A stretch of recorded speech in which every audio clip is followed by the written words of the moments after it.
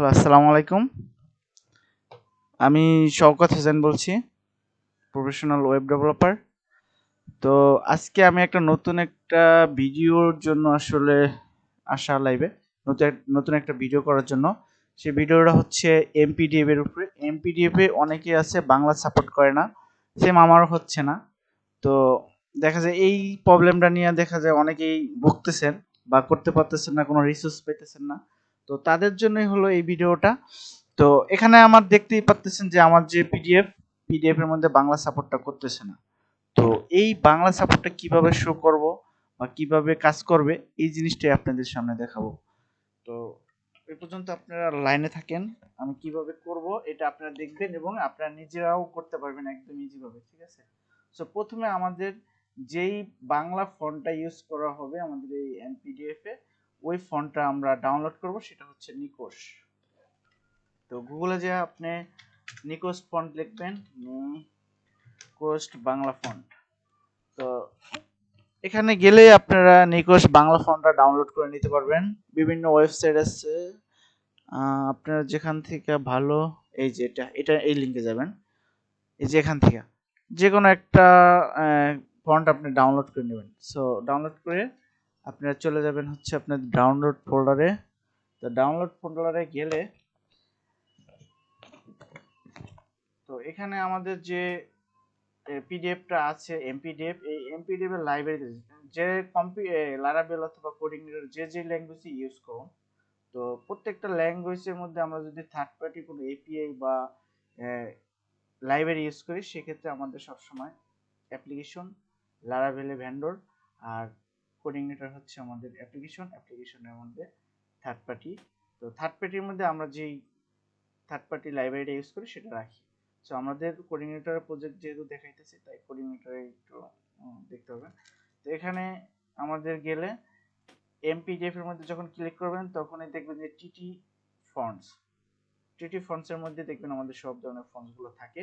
তো এখানে আমরা যেই ফন্টসটা ইউজ করব ওই ফন্টটা আমরা এখানে দিয়ে দিব। তো আমার আগের একটা প্রজেক্টে করে রাখছি, ওই ফন্টটা আমি কপি করে নিয়ে আসি, নিউ বাংলা পার্ক। তো এখানে আছে থার্ড পার্টি এপিআই, এটা টিটি নিকোশ। তো আমি নিকোশ ফন্টটাকে কপি করলাম, নিকোশ ফন্টটা কপি করে আমার এই প্রজেক্টের মধ্যে আমি থার্ড পার্টি পিডিএফ টিটি ফন্টের মধ্যে পেস্ট করলাম। আপনারা দেখতেছেন এই নিকোশ ফন্টটা এখানে চলে আসছে। তো এই নিকোশ ফন্ট আমাদের প্রজেক্টের মধ্যে আমি ইনক্লুড করলাম। এখন হচ্ছে আমাদের এমপিডিএফ এর সাথে এটা ইনক্লুড করতে হবে। তো তারপরে আপনি চলে যাবেন এমপিডিএফ এর মধ্যে যে কনফিগ ফন্টস। তো কনফিগ ফন্টস এর মধ্যে আপনি গেলে দেখতে পারবেন এই যে ইন্ডিকের মধ্যে আপনি এখানে আরেকটা লাইন কপি করবেন, জাস্ট আর কিছুই না, লাইন কপি করে তো এখানে আপনি দিতে পারেন নিকোশ। এখানে আপনি দিবেন নিকোশের যে ফন্ট আছে নিকোশ।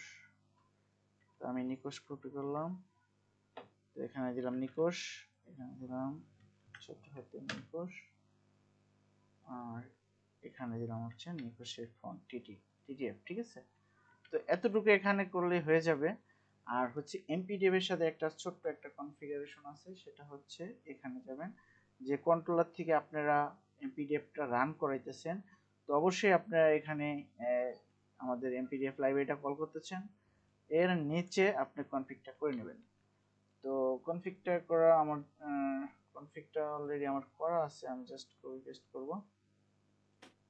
এটা হচ্ছে নিউপার্ক বাংলা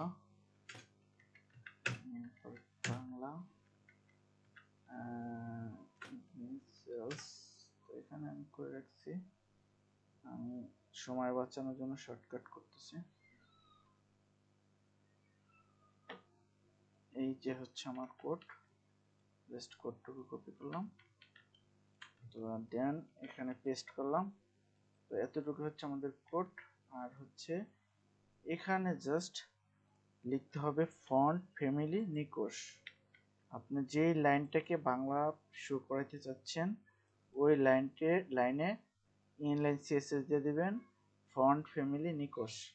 এতটুকু দিলেই আশা করি আমাদের বাংলা সাপোর্টটা করবে। এখন আমি রিলোড দিছি, এই দেখেন এখন কিন্তু আমার বাংলা চলে আসছে, জিরাবো দেওয়ান ইজ দিস কলেজ, এটা কিন্তু এখন তখন আসে নাই। তো আপনারা এভাবে চেষ্টা করেন, আর যদি আপনাদের হয়ে যায় তাহলে তো ভালো, আর যদি কোনো প্রবলেম হয়, যদি হেল্পের প্রয়োজন হয় তাহলে আমাকে কমেন্টস করুন এবং ইনবক্স করুন, তাহলে হবে। ওকে, আল্লাহ হাফেজ, বাই বাই।